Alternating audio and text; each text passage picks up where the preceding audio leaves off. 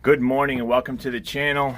Coming to you with a tip of the day. My name's Eric Bernaccio, and today we're going to talk about stress, what causes stress, and how to deal with stress during the pandemic. So, outbreaks can be stressful. Obviously, this pandemic is causing a lot of stress, anxiety, putting fear into people, and there's just a lot of abnormal things taking place today that are becoming normal that we didn't think were ever going to happen, or hasn't happened in well over 100 years since our last pandemic with the Spanish flu. Coping with stress will make you and the people that you care about in your community stronger. So being able to cope with stress and not just giving up and just kind of being caught dead in your tracks and taking steps backwards and actually moving forward and progressing during these times will make everybody around you stronger and make you stronger as well. So it's really encouraged to find coping mechanisms or tools to be able to deal with stress in these situations. This is, not the first time this has happened. This probably won't be the last time, and there's going to be much worse things that do happen. It has been prophesied in the Bible, so it's just really important that we're able to just deal with stress and not give up and just stop living life because of an occurrence that has happened. Fear and worry about health and your loved ones. This right here is just a few pointers of what stress includes. Fear and worry about health and your loved ones. Changes in sleep and eating patterns. Difficulty sleeping and concentrating. Worsening of chronic health problems. Worsening of mental health conditions. And increased use of drugs, alcohol, or tobacco. These are great indicators that you may be stressed out or that someone around you may be stressed out. So just be cautious and wary, concerned rather, of these signals or signs that may be given off by the individual that's stressed out. Everybody responds to stress differently. People who respond strongly to stress are elderly, health compromised, children and teens, medical and first responders, people with mental health problems, including substance abuse. Those are the people that are probably going to be affected by this most. So if you have any of those individuals in your life, just pay extra attention to them, give them extra treatment, extra encouragement, and just be there for them any way that you can. And the most common ways to deal with stress, and these are applicable for me as well, would be to take a break from watching any media source, reading, listening to the news, stories, social media, anything where you're getting a constant feed on how bad the situation is. It's all about the information you allow into your head and into your mind is how it's going to affect the way you feel, think, and act. So if you're finding yourself struggling with just watching a news segment and you're watching it 3, 4, 5, 6 times a day because you want to see if anything's changed or whatever the case may be, take a break from that. Like, you're just putting poison into your mind. You already know what's going on. If something drastically changes, I'm sure you'll find out from someone else in your family, a loved one, a friend. Other than that, just keep doing things that are going to be positive for you and productive for you for keeping your sanity and keeping your mental stability and your well-being. Part 2 would be taking care of your body. Focus on different things that can help you alleviate stress, which would be like meditation, praying, taking deep breaths, listening to peaceful music, things that are melodic that can help you bring a sense of serenity, bring you to a place where you feel like nothing else matters. You're just living in that moment, seizing the moment. Eating healthier and well-balanced meals. This is really important. When you get stressed out, you want to reach for the most fattening, unhealthy choices, and this is just going to make you more depressed, more stressed, and bring on more anxiety. Indulging in foods that are unhealthy for you will ultimately put you in a deeper mindset of place of in danger, because now not only are you just stressed out and have anxiety and feel bad about a situation that's going on, now you're going to feel bad about yourself. You're going to feel unhealthy. You're going to regret that you ate those things. It's just the trickling effect. And then what happens after you regret, you have the guilt and shame of doing something.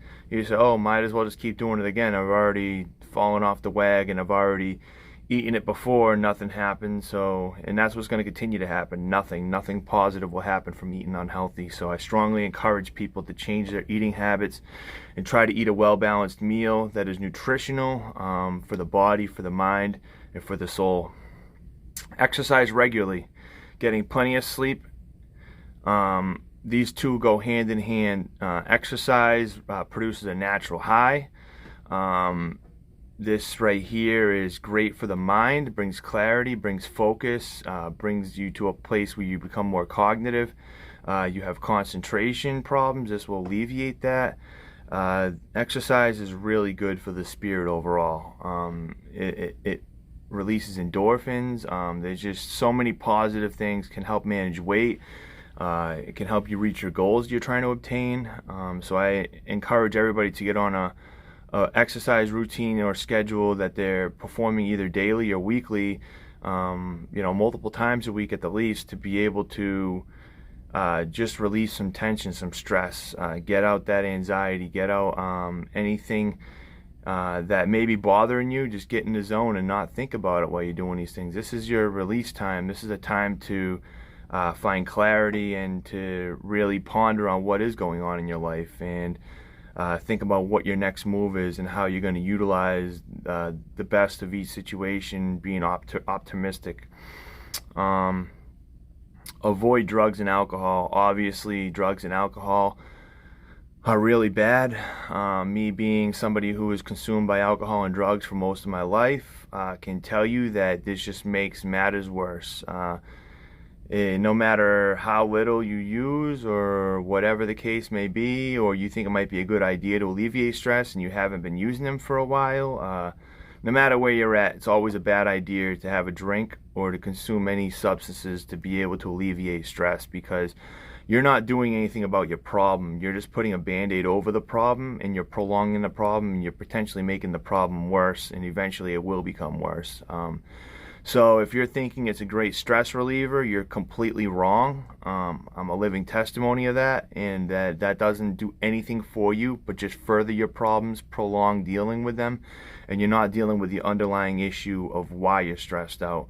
Why are you stressed out? That's what you need to ask yourself, and then you need to figure out how to stop that stress from affecting you. And there is no substance or alcohol that's going to take away that stress forever. It just doesn't exist. If it did, I would have found it, and I'd probably be still indulging in it, but that doesn't exist. There's no such thing. You just have more problems in the end.